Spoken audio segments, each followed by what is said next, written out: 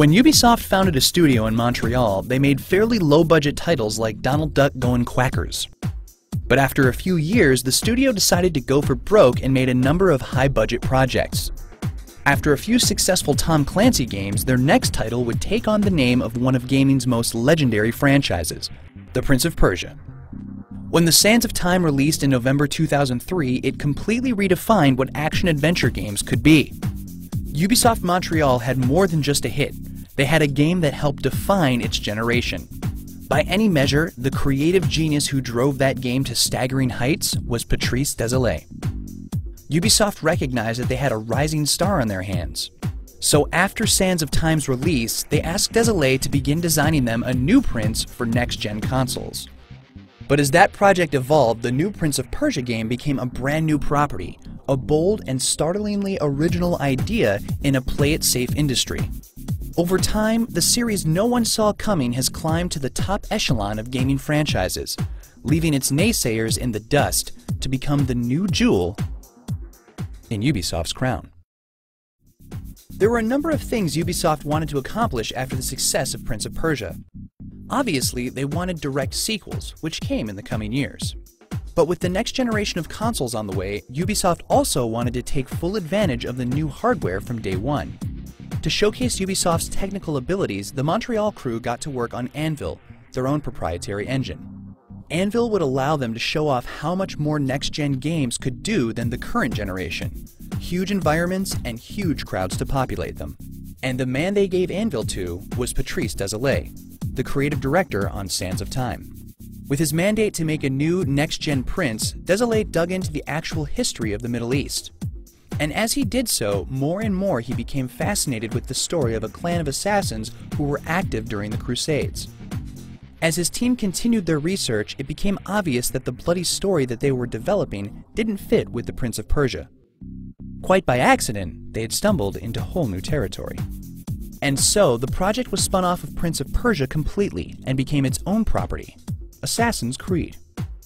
It would be based on real-world history set in a historically accurate Holy Land during the Third Crusade.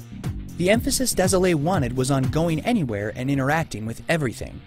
The game's hero would be given free rein to do whatever he wanted, but his actions would be remembered by the crowd around him. If he was stealthy, he'd be able to blend in. If he was obvious, he would stand out. A new gameplay mechanic they called social stealth.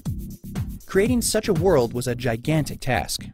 They would have to make an entirely open countryside with multiple cities and then make each brick of each building a part of the gameplay. Not only was this difficult because of the sheer size of the project, Ubisoft had never made an open world game before, but because it would change the normal game design process. With architecture suddenly becoming part of the core gameplay experience, the game's artists found themselves acting as designers, a fact that the game's actual designers didn't appreciate. The story evolved in unexpected directions as well. The Crusades-era game would actually take place in the near future. The idea was that a humble bartender would be kidnapped by a powerful corporation and put into the Animus, a device that could read not only his memories, but the memories of his ancestors. As it turned out, Desmond Miles comes from a long line of badass assassins, who have been at war with the secretive Knights Templar since, you guessed it, the Crusades. But while Désilets and his team were crafting their next-gen opus, another, smaller crew inside Ubisoft Montreal was busy making a current-generation title. The original plan was for two completely different Assassin's Creed games, with different plots and cities to hit the market at once. However, for undisclosed reasons, the second game was eventually scrapped. Nothing of this game has ever been released to the public.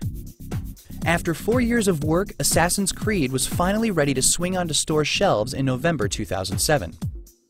It wasn't alone. The brand new IP that Ubisoft was betting its holiday season on was competing with some of the biggest titles of the year, including Call of Duty 4, Halo 3, and the first Mass Effect. Désilets and his team had only their good reputation from Prince of Persia. Would it be enough? The early word was not very encouraging. Assassin's Creed divided critics around the world.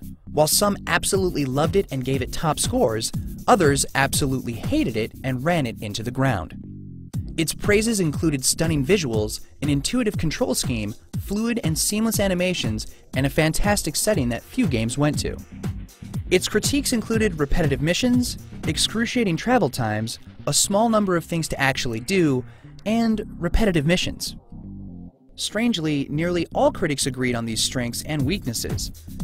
They only disagreed on whether the pros outweighed the cons. With strong competition and mixed signals from the press, the gamble to put Assassin's Creed into the holiday mix seemed like it might not pay out. Instead, to everybody's surprise, including Ubisoft's, Assassin's Creed became the fastest-selling new game in US history. Worldwide, it sold 2.5 million copies in its first month alone, on its way to 8 million sold in total.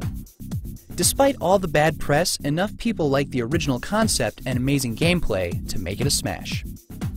With a hit on their hands, Ubisoft wasn't about to let 2008 go by without more assassinations. In February of 2008, Assassin's Creed Altair's Chronicles released for the Nintendo DS.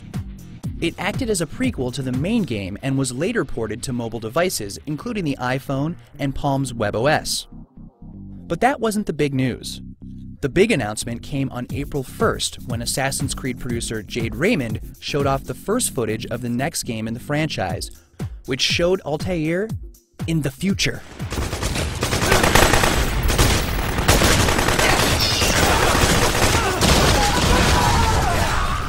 And as amazing as that was, the trailer ended on an even bigger surprise when Altair removed his robes to reveal his true identity: Solid Snake. Of course, the trailer was an April Fool's joke that both Ubisoft and Konami were in on. But when Metal Gear Solid 4 released, Altair's robes turned out to be an unlockable bonus. It was the first sign of how ubiquitous the franchise would become. And indeed, when 2009 rolled around, the young franchise would emerge from the shadows into every platform imaginable.